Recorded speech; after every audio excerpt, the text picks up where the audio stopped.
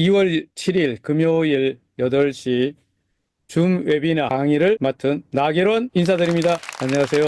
지난주에 이어서 이번 주에도 아주 기본적인 내용을 반복해서 말씀드립니다. 아주 기초적이기 때문에 야 저거 들었던 거 아니냐 이런 분도 계시지만 또 처음 오신 분들도 계시니까 처음 오신 분들을 위해서 제가 주로 타겟을 맞춘 데에는 제가 시니어라고 부르는 분들이죠. 6학년, 7학년, 8학년, 9학년 그리고 블록체인 이 플랫폼에 대해서 잘 모르시는 왕 초보분들 그런 분들이 이해하는 데 도움이 되도록 같은 이야기를 다양한 방법으로 반복해서 말씀드립니다. 오늘은 그 중에서도 이제 NFT에 관해서 좀 더 설명드리도록 하겠습니다. 책 한 권을 소개해 드리려고 합니다. 자, 이 책은 워낙 유명한 작가인데 로버트 기요사키 부자 아빠 가난한 아빠 이 책을 안 읽어본 분도 들어는 봤을 거예요. 워낙 유명해서 책에 트럼프 2.0 시대를 맞이하는 부자 아빠의 진 금융 마인드 뭐 이런 문장이 있어갖고 제가 구입을 했는데 사실은 이 책은 2017년도에 나온 거예요. 트럼프 1기 1.0일 때 나왔던 거죠. 아마 타이밍 맞춰가지고 적절하게 한국에 출판 번역한 것 같아요. 부자는 왜 더 부자가 되는가? 책 제목입니다. Why the rich are getting richer. 부자가 왜 더 부자가 되는가? 부자 아빠, 가난 아빠가 이전의 책이 초등학교였다면 이번에 나온 이 책, 부자는 왜 더 부자가 되는가는 대학원이다. 한마디로 얘기해서 차원이 좀 수준이 높다 이런 표현 같아요. 로버트 기요사키 워낙 유명하지만 혹시 모르시는 분이 계신다면 간단히 좀 소개드리면 IMF 시절에 이분 책이 국내에 소개되죠. 아마 2000년 초에 뉴 밀레니엄 되면서 바로 이 책이 나왔던 것 같은데 그래서 우리나라에도 한참 이게 신드롬을 일으켜서 사실 전 세계에 굉장히 논란도 되고 화제의 책이 했던 거죠. 부자 아빠, 가난 아빠 시리즈가 지금 현재까지 한 25권 정도니까 굉장히 많은 책이 발행됐습니다. 벌써 이 책을 읽은 지가 20년이 더 넘었으니까 세월이 참 빠르다 생각합니다. 그 사이에 나온 책들이 꽤 많은데요. 최근에 제가 읽었던 페이크, 이거 돈은 가짜다, 뭐 이런 책까지 해서 그리고 이번에 나온 부자가 왜 더 부자가 되느냐, 이 책까지. 자, 이분은 일본계 미국인 4세대. 그래서 1947년 하와이에서 태어났는데 이분은 해병대 장교로 돼가지고 베트남 전쟁 때는 공격용 헬리콥터 조종사였어요. 그리고 전역 후에는 하와이에서 제록스 판매점에서 세일즈맨으로 일하면서 유통을 배우는 거죠. 그러다가 이제 거기서 상당히 노하우를 한 3년 정도 해서 판매 달인이 된 다음에 1977년도 자기 사업을 시작합니다. 30대. 모든 사업을 해보면 그렇지 않습니까? 처음에 잘 됩니까? 한 대여섯 개 하는데 조금 되다가 망했다, 이래가지고 한 10년을 이제 비즈니스 공부를 합니다. 그렇게 해서 47세 때는 은퇴를 합니다. 일찌감치. 은퇴하고 그때부터 돈을 법니다. 50대가 됐을 때 1997년도에 드디어 우리가 읽고 있었던 부자 아빠, 가난 아빠, 리치 데드, 푸어 데드라는 책을 집필했죠. 근데 이 책이 처음 나왔을 때 사람들은 이 책이 실화냐 아니냐 갖고 막 논란이 많았어요. 결론은 실화가 아니다. 꾸민 이야기인데 근거는 실화에서 모티브를 가져왔다. 근데 이 책이 무슨 책이었냐면요. 책을 팔려고 한 건 아니에요. 원래 이분이 뭘 공부했냐면 부자들의 노하우를 게임을 만들어서, 보드게임을 만들어서 공급하려고 캐시 플로어 101이라고 하는 상품을 하나 만든 거예요. 게임. 성인용 게임. 금융을 공부하게 하는 게임이에요.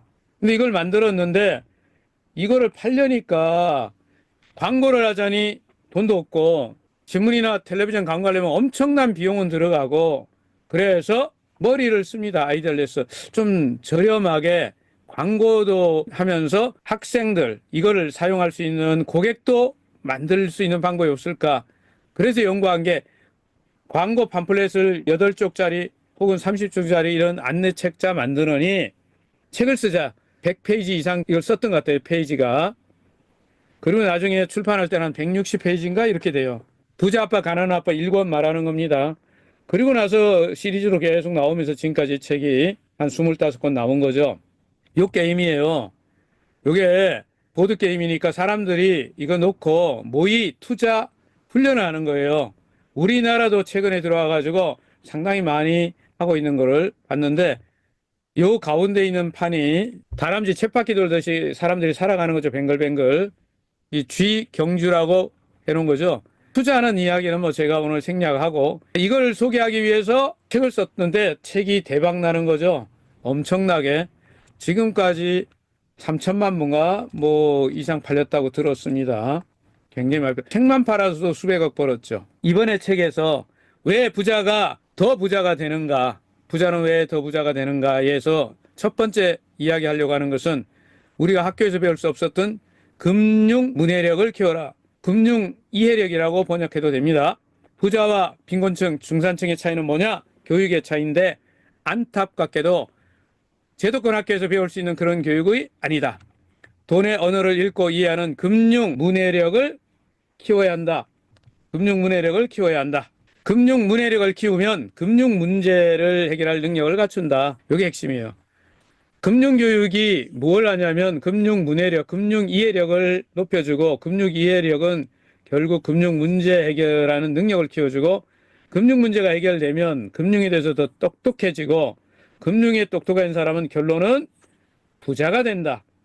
한마디로 얘기해서 금융을 잘 알아야 부자가 된다라는 결론입니다. 우리가 말하는 IMF가 되기 전까지 금융에 대해서 별로 생각 안 하고 살았어요. 그냥 제가 훈련하고 교육 이런 거 하면 학생들은 계속 있으니까 필요하면 교육시켜 계속 수익을 낼 수 있는 줄 알았어요.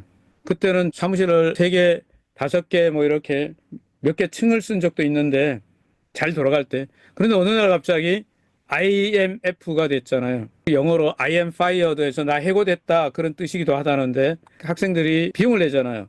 처음에 100만 원 내는 학생들이 있었는데 어떻게 된 게 50만 원도 낼 사람이 없었고 나중에는 10만 원, 나중에는 공짜라고 해도 학생이 없더라고요.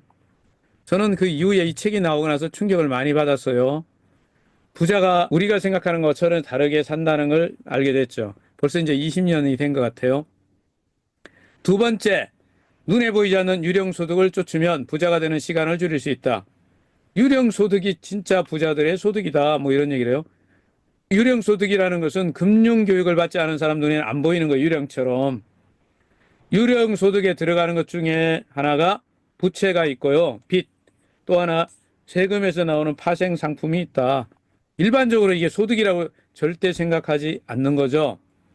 돈은 언어인데 이걸 배우려면 즉 다시 말하고 부자가 되는 법을 배운다는 것은 외국어 배우는 거와 비슷하다. 한마디로 얘기해서 시간도 연습도 노력도 많이 필요하다는 말이죠. 가난한 사람들은 가난한 언어를 씁니다. 언어가 가난해요. 그래서 가난한 사람들은 가난한 생각을 하고 가난한 말을 해요. 그래서 가장 자주 쓰는 말이 그럴 여유가 없다, 할 수 없다 이런 말을 쓴다는 거죠. 부자들은요. 부채에서 나오는 유령 소득으로 돈을 벌고 그 돈에 붙은 세금을 내면서 저축하는 대신에 돈을 빌려서 절약한 시간과 돈을 갖습니다. 정교한 투자가는 유령 소득을 위해서 일한다. 부자 아빠 가난한 아빠 책에 가장 기억나는 문장이 부자들은 돈을 위해서 일하지 않는다였거든요. 그런데 우리 일반적으로 중산층 이하 모든 사람들은 돈을 위해서 일하잖아요. 그래서 부자들은 돈이 자신을 위해 일하도록 만든다는 거죠. 그리고 진짜 투자가, 섬세한 투자가는 유령소득을 위해서 일한다. 다시 말하면 부채가 유령소득이고 자산 가치 상승하는 것도 유령소득이고 빚을 상환하는 것도 유령소득이고 감가상각하는 것도 유령소득이다. 잘 들어보면 이런 것들이 대개는 기업가들이 하고 있는 거예요. 대기업가들. 크게 사업을 하는 분들이 하고 있는 거죠. 맥도날드 사례를 하나 들었습니다. 맥도날드. 여러분도 잘 아는 맥도날드, 그 맥도날드예요. 맥도날드의 레이크록 회장은 언젠가 이렇게 말하죠. MBA 강의에서 이런 말을 한 것 같아요. 우리 회사가 어떤 회사인지 아시는 분? 학생 여러분, 우리 회사가 무슨 회사입니까? 하니까 저요! 맞출게요! 해서 어떤 학생이 자신있게 맞췄죠. 뭐라고? 햄버거 파는 회사요. 하니까 레이크록 회장이 웃으면서 No! 했어요. No. 우리 회사는 부동산 회사입니다. 유명한 말이죠. 레이크록은 유령소득을 올리는 사업가예요. 유령소득. 자, 이 레이크록은 이렇게 말했단 말이야. 나는 햄버거가 아닌 부동산 사업을 하고 있습니다. 실제로 전 세계에서 부동산을 가장 많이 가지고 있는 회사 중에 하나가 맥도날드예요. 지금은 좋은 시대 아닙니까? 인터넷 검색하면 이 내용은 나올 겁니다. 세 번째, 새로운 금융사고법. 포르쉐 경제학으로 소비할수록 더욱더 부자가 된다. 저는 이 책에서 제일 관심사가 요 단어였어요. 포르쉐 경제학. 이게 뭐야? 이 내용을 보니까 나는 부채가 우리를 더 가난하게 만들지 않고 더 부유하게 만들도록 하겠다고 약속했다. 포르쉐를 살 때 내가 해야 하는 일은 부채를 상쇄하는 현금 흐름을 만드는 자산을 사는 것뿐이었다. 그것이 포르쉐 경제학이다. 뭔 소리야 이거? 로버트 기요사키가 어려서부터 꿈이 로망이 뭐였냐면요. 차를 갖고 싶은데 진짜 제대로 된 경주용 차 있죠. 진짜 스포츠카. 브랜드 유명한 브랜드 뭐예요? 포르쉐. 포르쉐를 사고 싶었어요. 근데 포르쉐가 뭐 이게 한두 푼 아니잖아요. 근데 정말 포르쉐를 12만 달러인 차가 5만 달러에 나왔던 거예요. 아주 멀쩡한 차가. 정말 갖고 싶었는데 그때 마침 로버트 기요사키는 자기 부인하고 본인이 갖고 있는 그 통장에 5만 달러가 있는 거예요. 현금이. 야, 이 5만 달러로 딱 차를 사면 일반적으로 그렇게 사는 거 맞지 않습니까? 그럼 끝인데 이분이 금융 공부를 했잖아요. 그래서 직접 현금으로 사지 않습니다. 그는 계획을 세웁니다. 어떻게? 먼저 1. 자산을 찾아봅니다. 그리고 2. 5만 달러를 통장에 있는 5만 달러요. 포르쉐 살 수 있는 돈인데 이걸 가지고 그 자산, 이게 부동산이었는데 부동산 계약금으로 지불합니다. 쉽게 말하면 부동산을 하나 산 거예요. 그러면 부동산 살 때 은행 대출 끼고 이렇게 사잖아요. 그래서 대출을 꼈으니까 부채와 5만 달러를 사용해서 그 부동산을 샀단 말이에요. 이게 임대를 할 수 있는 그런 부동산이더라고요. 거기서 임대료를 받아가지고 그걸로 포르쉐를 샀을 때 나가는 비용을 지불하기로 했어요. 그럼 포르쉐 사는 돈은 어디서 나오냐? 부동산을 담보로 대출을 받아야 돼. 담보로 대출 받을 수도 있죠. 그렇게 해서 결국은 포르쉐를 뭘로 샀어요? 현금을 주고 사질 않은 거예요. 뭘로 샀어요? 빚내 가지고 산 거죠. 빚내 갖고 샀어요. 부채로 샀단 말이에요. 부채로 포르쉐를 사고 그 후속담 얘기인데 그 후에 여기서 계속 수익량으로 이때 샀던 부동산 있죠. 임대부동산 이거 팔아가지고 또 몇십 년 후의 얘기입니다만 수익을 짭짤하게 올렸다는 이야기가 있어요. 그러니까 현금을 들이지 않고 사는 이렇게 해가지고 수익을 창출하는 게 뭐예요? 유령소득이에요. 유령소득. 사람들, 중산층 이하 서민들은 보지 못하는 거죠. 그 내용이 여기에 지금 들어있습니다. 그래서 다시 한번 정리해 드릴게요.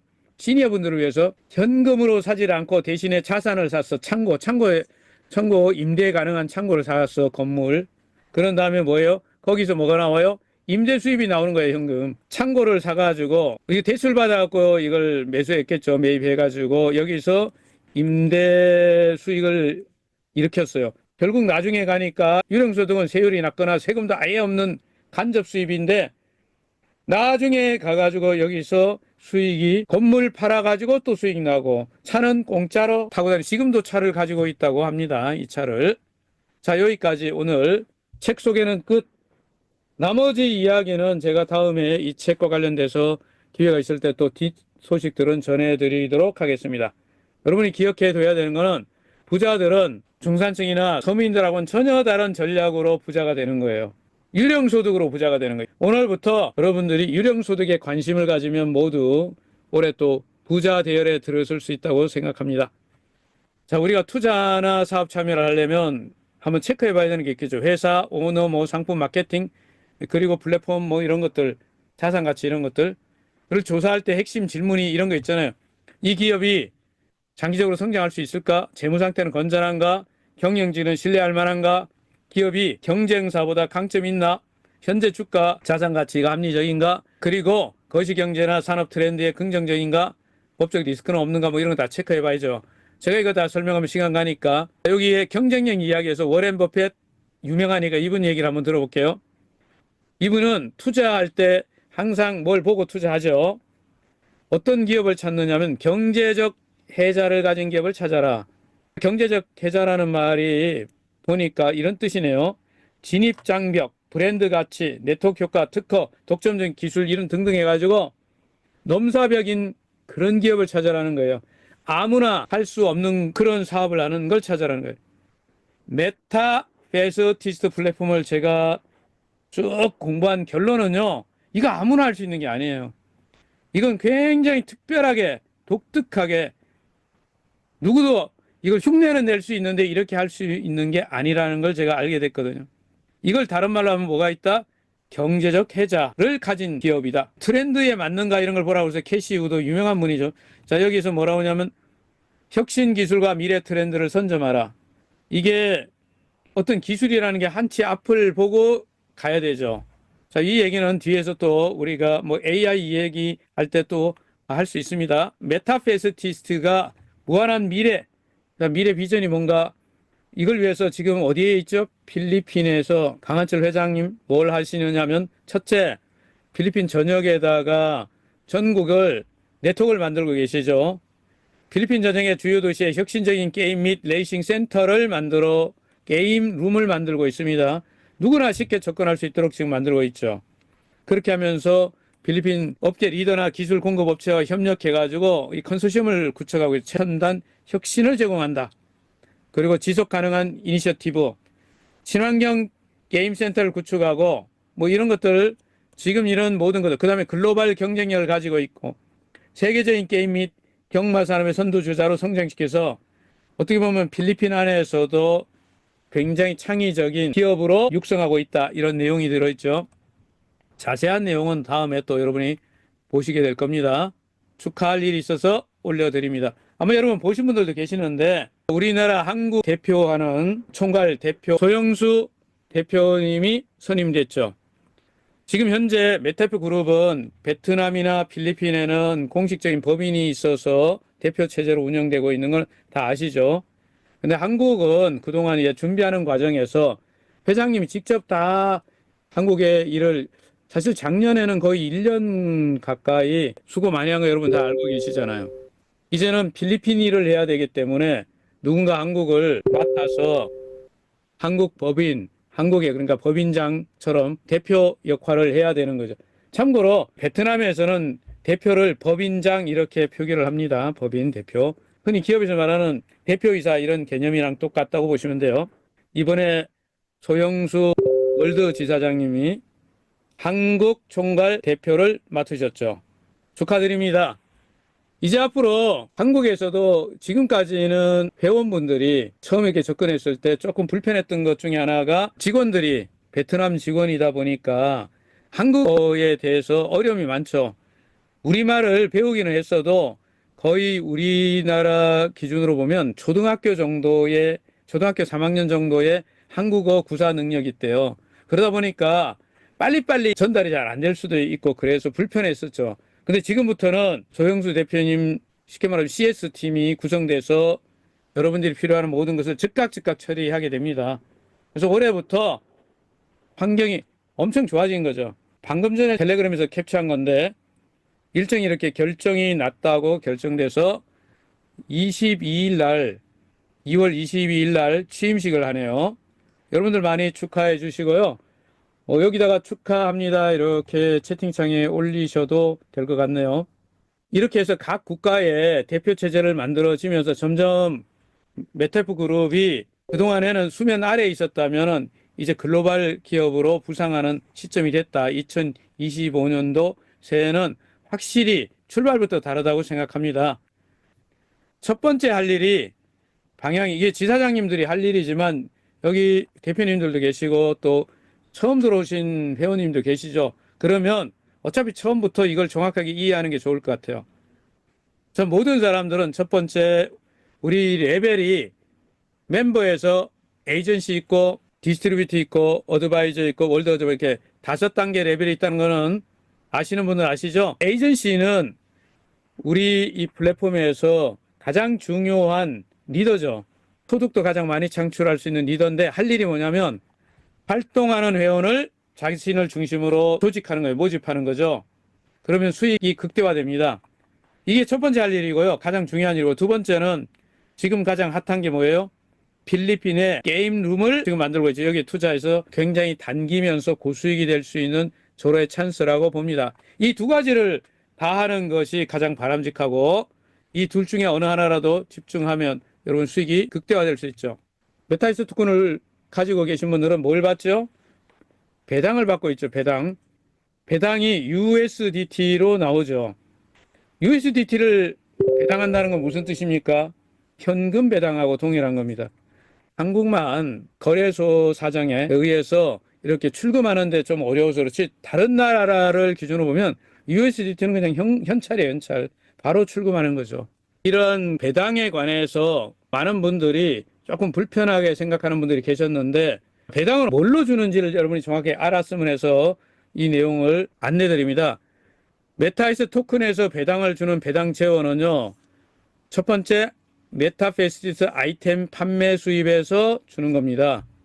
두 번째, 메타페시스 거래소에서 수익이 발생한 것에서 주는 거예요. 그리고 본사에서 발행한 이 메타이스 토큰 판매를 했죠. 지금도 판매하고 있죠. 이 판매 대금의 일부를 배당하는 거예요. 다시 말하면 지금 메탈프 그룹에 들어오는 이런 모든 수익에서, 토큰 판매도 다 수익이 아닙니까? 이 수익에서 배당을 하는 거예요. 그래서 가장 많이 배당을 할 수 있는 재원은 그동안 작년 올해 1월까지 배당을 하는 가장 큰 재원은 어디서 나왔냐? 메타S 토큰 판매 수익이죠. 가장 많았죠. 아직은 아이템이나 거래소는 지금 시작 단계잖아요. 가면 갈수록 수익은 올라가겠지만 지금은 수익이 적죠. 그래서 메타이스 토큰 판매에서 제일 많이 배당을 해줬습니다. 그런데 여러분들, 이번에 메타S 토큰을 여러분들이 거래소에 자유롭게 팔 수 있게끔 지금 지갑에 들어있는 걸, 지난주에 제가 지갑 뒤에 설명해드렸죠. 블록체인 지갑에 들어있는 거, 여러분 게임 지갑에 들어있는 것을 거래소로 출금할 수 있잖아요. 출금할 때 수수료 들어가는 얘기도 지난주에 해드렸고, 이렇게 출금을 할 수 있게 되니까 많은 분들이 S토큰을 한꺼번에 출금을 해봤어요. 팔았단 말이에요. 많이 파니까 가격이 어떻게 돼요? 떨어지죠. 가격이 뚝 떨어졌죠. 그런데 사람들은 이 S토큰이 진짜 뭔지 잘 몰라야지. 아는 분들은 지금이 어떤 타이밍입니까? 워렌 버핏이 말한 타이밍이죠.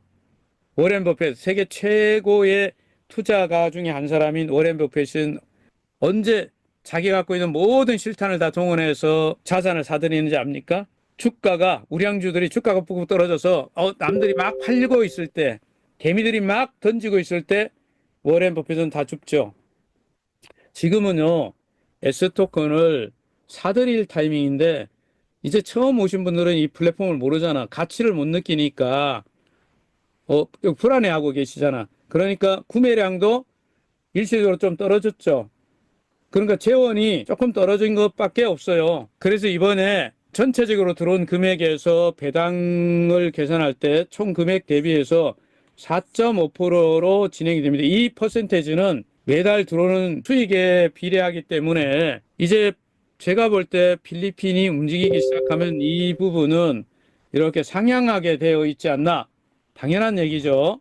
여러분들은 이제 플랫폼에 대해서 공부를 앞으로 좀 해야 되겠죠. 그리고 그동안 진행했던 추천 이벤트가 2월 9일자로 종료되고 나면 새로운 추천 이벤트가 시작될 겁니다. 추천 이벤트는 소득을 창출하기 위한 구조, 회원망을 만드는데 굉장히 중요하기 때문에 이벤트가 나오면 잘 활용하시기 바랍니다. 곧 공지되겠죠. 그리고 그동안에 스테이킹에 관해서 저도 많은 분들이 질문을 받아왔어요. 지금까지는 스테이킹을 굉장히 고이율을 줬던 거죠. 엄청나게 많이 줬는데 이제는 조절을 해야 되죠. 그 이유들 중에 하나는 회원 보유량이 너무 많아져 가지고 회사가 일정량을 보유해야 되는데 여러분 지갑 안에 스테이킹 하느라고 다 묶어놔 버렸단 말이에요. 경영자 입장에서 볼 때 조절하는데 필요라는 조치를 취해야 되죠. 그래서 이것은 장기적으로 보면 굉장히 좋은 조치인 거죠.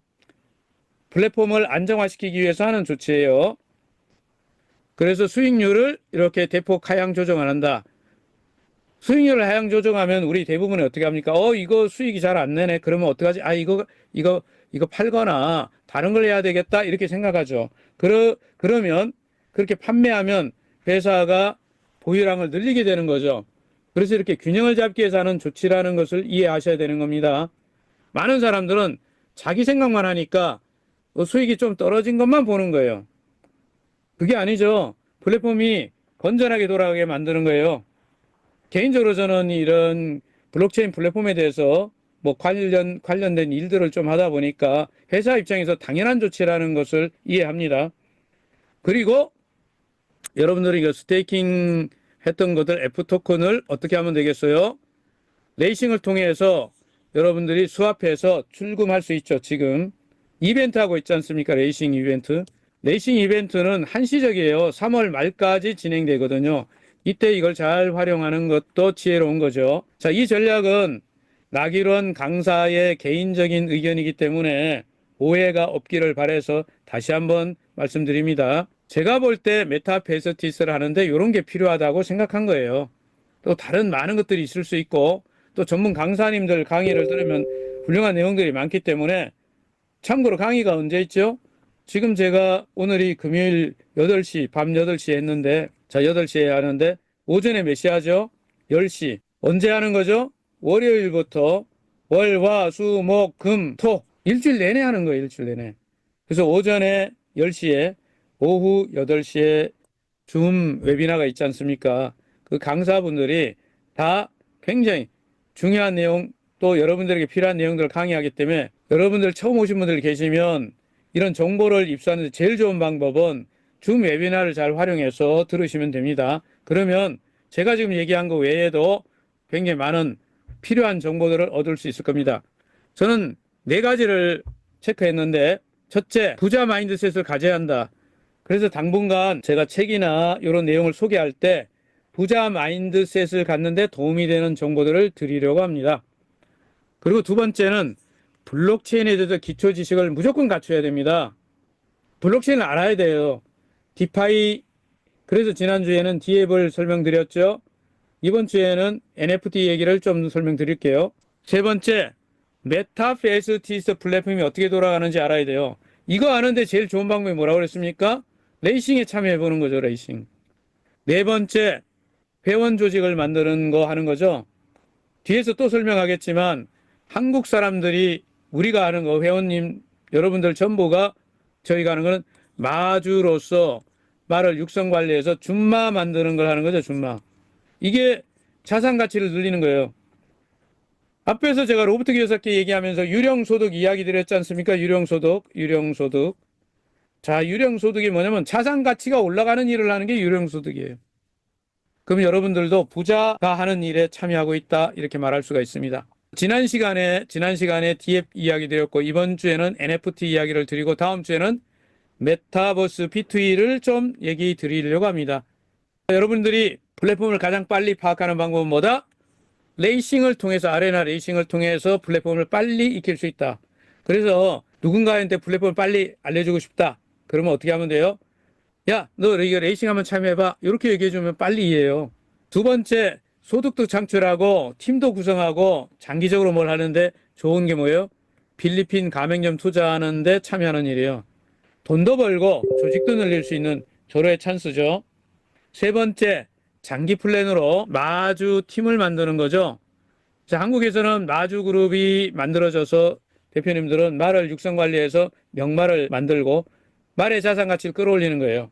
그러면 필리핀에서는 뭘 할까요? 베팅 그룹이 만들어지죠.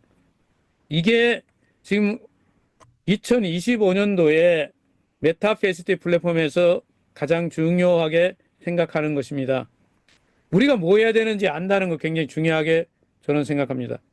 내가 여기서 뭐 해야 되는지 이해하는 데 도움이 되도록 이 얘기를 앞으로 자주 말씀드리도록 하겠습니다. 자, NFT 이야기를 좀 드릴게요.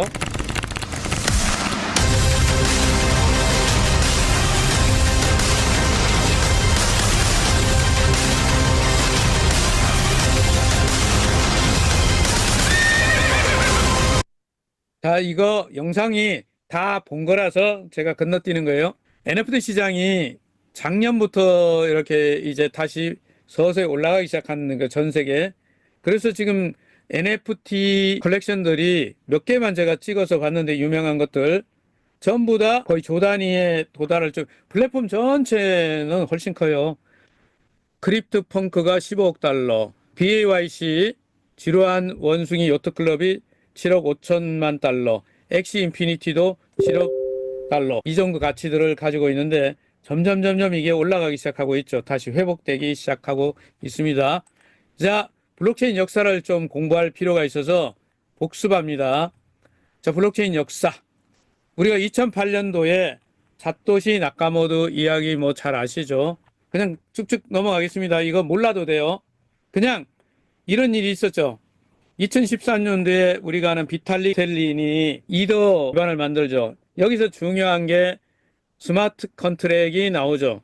스마트 계약이 나옵니다. 그 이후에 ICO 열풍이 있었다가 막 전 세계에 좀 이렇게 겨울이 왔죠. 암호화폐. 2018년, 19년 막 이러면서 우리 그때 코로나 팬데믹일 때 맞물려서. 그런데 2020년이 되면서 다시 봄이 오기 시작했죠. 2020년부터 봄이 왔어요. 그래서 블록체인에 보면 2020년이 드디어 디파이가 정리돼요. 탈중앙 금융이 인식되기 시작했고 2021년도에 NFT, 2022년도에 다오, 다오는 다음에 또 얘기 많이 드리겠습니다. 자, 2021년도가 NFT가 정리된 거예요. 그리고 학자들은 2030년대가 되면 초연결 경제, 즉 메타버스 시대로 넘어간다고 주장을 합니다. 자, 이런 것들을 여러분들이 개괄적으로만 인식하고 있으면 되죠. GPT한테 이걸 물어봤다고요. 야, 연대별로 이거 좀 정리해보자. 그랬더니 이렇게 정리해줬어요. NFT 역사를 한번 만들어줘라. 이렇게 했던 거예요. 그랬더니 2014년도에 이더에서 첫 번째 이런 게 개념이 나왔다는 거예요. 그리고 2017년도 크립토 펑크, 2017년도에 크립토 키티, 요때 NFT 게임이 나와요. 게임. 최초로 게임이. NFT 게임이 역사를. 그리고 2018년도에 유명한 P2E 게임이 엑시 인피니티가 드디어 나왔죠. 엑시 인피니티. P2E가 이때 사람들의 전 세계에 이목을 끌죠. P2E 뭐예요? 플레이 투 원. 게임으로 해서 돈을 번다. 이게 NFT 역사에서 중요한 이정표를 걷습니다. 그리고 2021년도에 BAYC가 나와가지고 새로운 방향을 만들었죠. 커뮤니티가 형성되는 거죠. 유명한 사람들이 콜렉션을 하는 멤버를 구성하는 이런 일들을 만들었죠. 그리고 지금 2024년 이후에 NFT 시장이 점점 이제 회복이 돼가지고 상승하기 시작하고 있는 타이밍에 와 있어요. NFT는 뭐 잘 아는 대로 N, non, F, fungible, T, 토큰, 대체 불가 토큰, 대체 불능 토큰 이렇게 부르는 거죠. 여기 핵심적인 단어는 소유권을 증명한다는 단어예요. 소유권 증명. 이게 우리가 막 흔히 말하는 등기문서 같은 그런 개념일 수 있죠. 등기, 토지, 대장, 등기문서 이런 거. 교환이 가능하지 않다는 것은 유일하게 하나에만 그걸 적용할 수 있다 이런 의미가 되잖아요. 그리고 BAYC 같은 지루한 원숭이 요트클럽 같은 것들이 나오면서 이제 하나의 커뮤니티 공유 문화를 만들어냅니다. 이게 바로 다오라고 하는 개념이 되는 거죠. 다오. 앞으로 여러분이 다오라는 것을 들을 날들이 많아지기 시작합니다. 처음 듣는 거, 그럼 뭔 소리야? 그런데 여러분이 지금 다오에 포함되어 있어요. 자, NFT는 한마디로 이렇게 말할 수 있습니다. NFT는 뭐냐? 혁명입니다. NFT는 한마디로 무슨 혁명이냐? 디지털 자산의 혁명이다. NFT를 통해서 신흥부자들이 대거 탄생하고 있습니다. 메타프 그룹이 이 NFT의 중요 시장을 하나 선점하는 거예요. 선점. 비즈니스에서 굉장히 중요한 것은요. 시장을 빨리 차지해야 돼요. 그래서 어떤 일이 일어나느냐. 요 얘기 여기 있는 얘가 먼저 나왔네 말이. 메타 H를 가지고 여러분들 메타 H NFT를 심볼이 메타 H입니다. 말 심볼이에요. 아파트를 사고 그리고 메타 F 토큰과 메타 캐시를 가지고 빌딩 구입하고 메타 S를 가지고 뭐를 한다? 평생 고연금을 받을 수 있어요. 플랫폼은 다 만들어져서 이제 여러분들은 플랫폼에 참여해서 아마 작년 연말 12월 16일 행사에 송년회 날 행사에 오셨던 분들은 말을 다 받으셨죠. 그때 4만 5천 명인가 왔다는데 대단한 일이죠. 그리고 이미 여러분들은 S 토큰 구매하신 분들도 계시고 지금 아마 이번에 레이싱 참여해가고 하면은 여러분 뭐 사용하고 있어요? 캐시죠. 메타캐시. 이 메타캐시 대단한 겁니다. 이 토큰 플랫폼에 대해서 공부하게 되면 이것도 상세하게 또 설명드리겠습니다. 자, 오늘은 쭉쭉쭉 넘어갈 겁니다. 이거 다 설명 안 해요. 왜냐하면 시간도 없어. NFT가 이런 역사가 있었구나 하면 돼. 최초로 2021년도에서부터 이제 이게 일반이게 되는데요. 이게 무슨 트윗, 첫 번째 트윗이라고 얼마 받아요? 그림 한 장 이렇게 캡쳐놓고 270만 달러예요. 그리고 이거, 저는 이 그림이 잘 이해 안 되는 병합이란 그림인데, 이거 얼마예요? 미화 9,180만 달러. 이거 우리 돈은 얼마인가 너무 금액이 커가지고, 이거 그림 한 장에 달랑, 이런 게 NFT를 만들었었어요. 그리고 이건 더 이해 안 돼요. 이게 매일 있잖아요. 여기다 뭘 이렇게 그림을 갖다 붙였다는데, 5천 개 이렇게 모았대요. 콜라주 그림인데, 이거가요, 뭐, 첫 5,000일이라고 해갖고 미화 6,930만 달러에 팔렸어요. 그리고 이거는 디지털 시계 같은 건데, 이것도 5,270만 달러에 팔렸어요. NFT화 해갖고 이런 걸 팔았단 말이에요. 사람 그림인데요. 뭐, 이거 잘 모르겠어요. 이것도 2,900만 달러 팔리고. 근데 여기까지는 그냥 이상한 거라고 보고, 지금부터 중요한 거건데, 여러분들 이게 뭐, 픽셀 그림이라고 그러잖아. 여러분들 컴퓨터에 보면 이렇게 아이콘 만들 때, 이거 별거 아니잖아요. 누구나 막 복사해서 쓰는 거. 근데 이 픽셀 그림 하나가 넘버 5822번짜리 요게 NFT가 크립토 펑크 NFT가 2370만 달러. 그리고 대부분이 수백만 달러 이상 팔렸어요. 이게요. 그래서 역대 NFT 컬렉션들이 이렇게 팔린 것들이 쭉 있습니다. 근데 제가 중요하게 보는 게 BAYC부터입니다. 지루한 원숭이 요트 클럽이라고 하는데, 이때 뭐가 중요하냐면 이 친구들이 만든 거가 뭐냐면 커뮤니티를 만들었어요. 수익을 창출하겠단 말이에요. 수익. 거기 회원들이 이걸로 돈을 벌어요. 수익. 그냥 사는 거 정도가 아니라 돈을 벌어요. 근데 여기에서 조금 더 발전됐던 게 뭐예요? 게임을 하면 돈을 벌게 하는 거죠. 그게 엑시 인피니티예요. B2E의 시대를 열었다. 게임을 하면 돈을 번다. 자, 지금은 전 세계에서 이런 것 제2의 엑시가 나오길 사람들이 기대하고 있잖아요. 근데 드디어 나왔죠. 여러분들이 다 아는 제2의 엑시가 나왔죠. 자, 이거 한마디로 정리하면 1세대 NFT는 그냥 그림이었어. 그런데 2세대가 되면서 뭘로 바뀌었어요? 게임이 됐어. 3세대가 되니까 뭐예요? 커뮤니티가 만들어져. 가치를 끌어올려. 4세대 지금 뭘 만들었어요? 이제 메타 H는요. 이제 P2E는 기본이고 메타버스 안에서 플랫폼이 점점 발전해가지고 지속적인 수익을 계속 창출해요. 그래서 한두 번 수익 내는 게 아닙니다. 이게 제가 보는 4세대요. 이거 딴 데 가면 없습니다. 나기론이가 그냥 지가 꾸며낸 거예요. 4세대라고. 자, 엑시 인피니티하고 메타페스티스는 비교되는데요. 엑시가 길을 터놨기 때문에 메타페스티스가 거기서 대박을 내게 돼 있어요. 비교해보니까 엑시는 아가들용이에요. 애들용이고 온라인 게임이 중심인데 메타페이스는 어른용입니다. 어덜트 배팅 게임이에요. 온라인, 오프라인 게임장을 융합합니다. 차원이 다르죠. 같은 점은요. 둘 다 베트남에서 프로그램을 만들어서 베트남에서 태어나서 필리핀에서 대박을 내고 P2E 게임이에요. 게임으로 돈을 버는 거. 플레이 투 원.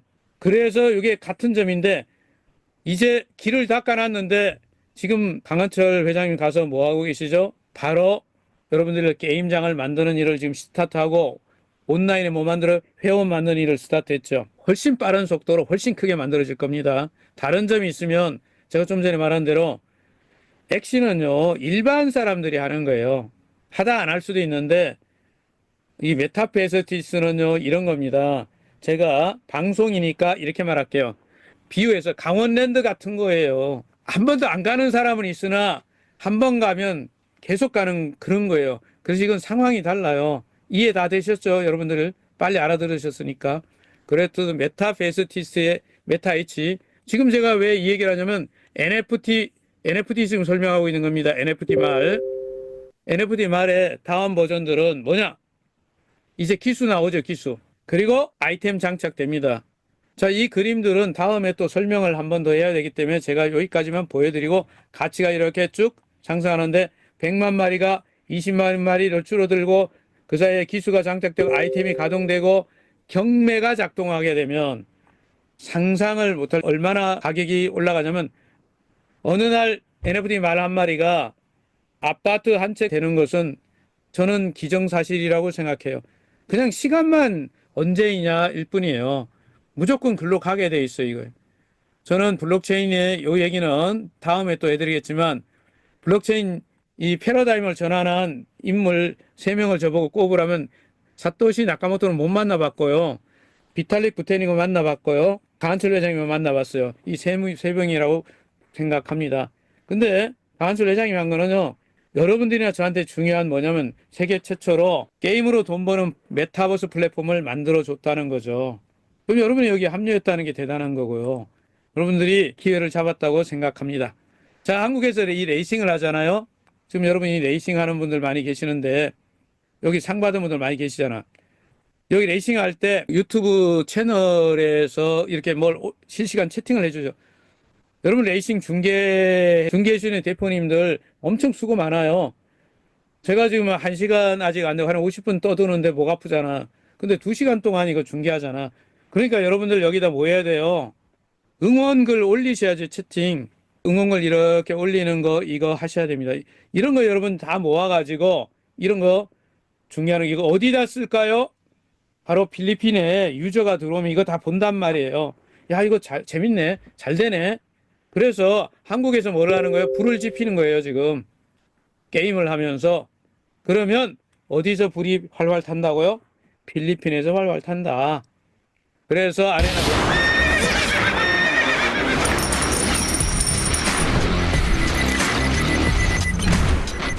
레이싱 이벤트에 가입하는 거 필리핀에서 이렇게 하고 있는 거 작물이죠. 너무 많이 부족해가지고 사용하시면 되는 거죠. 자, 그리고 필리핀의 게임룸, 다시 말하면 게임장 같은 거를 이렇게 소개하는 영상이죠. 영어로 다 돼 있죠. 필리핀 영어 쓰잖아. 전 세계 글로벌로 마케팅하기 위해서. 자, 이런 걸 이용해서 지금 전 세계 회원을 유저를 뽑아요. 이 게임장도 만들고 있고요. 자, 요 내용들을 쭉 자료가 있는데 이것도 다음 시간에 여러분에게 설명해 드릴 수 있습니다. 자, 요런 것들은 오늘 제가 다루지 않겠습니다. 이게 지금 제가 쭉쭉 넘어간 게 뭐예요? 온라인으로 SNS를 이용해서 유저 모으는 일을 시작했다는 겁니다. 여러분도 참여할 수 있어요. SNS 이용해서 레퍼럴만 날리면 돼요. 이렇게 해가지고 모든 사람들이 이제 같이 일을 하는데 지금 온라인 유저 만드는 일은 강한철 회장님이 별도로 또 하나 준비를 하고 있고 여러분이나 제가 합류할 수 있다는 뜻이고요. 그리고 이제 돈 버는 프로그램이 있죠. 뭐예요? 필리핀 가맹점의 투자 플랜이 있습니다. 요거 제가 얘기 드리고 마치겠습니다. 필리핀 가맹점 투자 플랜은 누구나 할 수 있죠. 누구나 여러분 다 참여할 수 있는데 최소 단위가 120만 원부터 투자가 가능합니다. 수익에 관한 얘기를 제가 이거 쭉 다른 분들이 잘 설명하기 때문에 중요사항 요것만 딱 지적하고 마치겠습니다. 첫째, 필리핀 가맹점은 개설에 투자하는 겁니다. 뭐 이렇게 돈 넣어가지고 얼마 나눠주고 데일리 얼마 주고 또 일주일에 얼마 뭐 주 이런 거 아니에요. 저는 마케팅 트레이닝 이런 거 하느라고 강남에서 30년째 있다 보니까 하도 많이 만나요. 이거는 실제 게임장을 만드는 게임장을 개설하는데 게임장 개설 자금으로 들어가는 거예요. 실물에다 투자하는 겁니다. 차원이 달라요. 허구에다 투자하고 있는 가짜하고는 구분하셔야 됩니다. 이게 첫 번째 차이점이에요. 가장 중요한 거 필리핀 가맹점 다시 말하면 게임장을 개설하는데 들어가는 자금을 투자한 거예요. 두 번째 게임장에서 나오는 수익을 가지고 나눠주는 거예요. 게임장에서 수익이 나오는 걸 수익을 배당을 해서 투자자한테 주는데 얼마까지냐면 투자금 대비해서 250%가 될 때까지 주는 거예요. 그게 며칠이 될지 몇 달이 될지는 아무도 몰라요. 하지만 대충 사람들이 예상을 하지만 그거를 확정을 지면 대한민국 법에 맞지 않습니다. 확정이율, 확정이자, 확정금액을 하는 것은 매달 얼마 이렇게 하는 것은 여러분이 아는 유사수신에 문제가 되는 거죠. 그래서 그런 거 안 해요. 실제 수익이 났을 때 거기만큼 주는 거예요. 그래서 이런 부분들을 설명하시는 분들이 혹은 교육이나 상담을 할 때 잘못 다룰 수도 있어서 제가 하나 지적해 드리고 싶습니다. 가맹점 수익이 나왔을 때 수익을 월 1회 배당해 준다. 월 1회.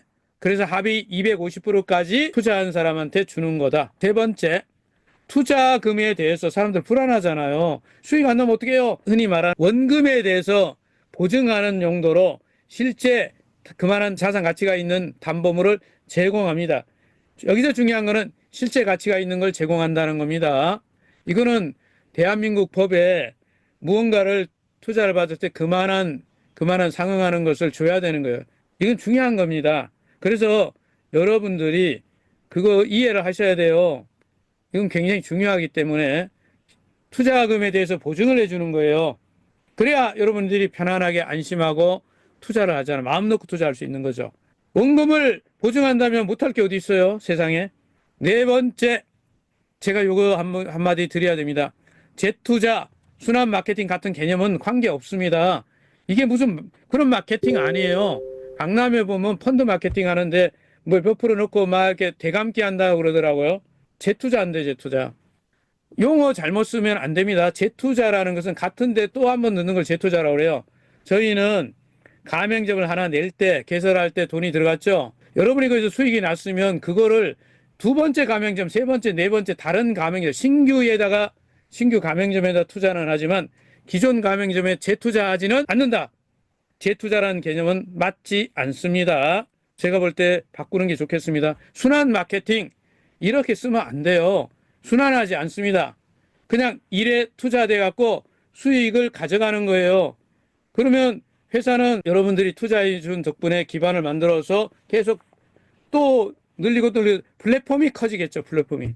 이 투자가 중요한데 개념 관계없는 걸 쓰지 않는 게 좋겠다. 개인 의견입니다. 다섯 번째, 이걸 처음 해보는 게 아니고 이미 베트남에서 진행했던 투자 플랜이에요. 그래서 이전에 여기 참여했던 분들이 굉장히 많은 수익을 가져갔죠. 엄청난 수익을 가져갔기 때문에 저는 뒤늦게 와서 첫 번째 할 때 끝날 무렵에 제가 이렇게 봤는데 이번에 두 번째 이거 진행하는데 훨씬 좋은 시장이고 훨씬 큰 시장이고 훨씬 더 많이 플랫폼이 준비돼서 하는 거 아닙니까? 베트남에 있을 때보다 지금 2년 전과 지금 상황은 달라요. 필리핀 시장과 베트남 시장은 또 달라요.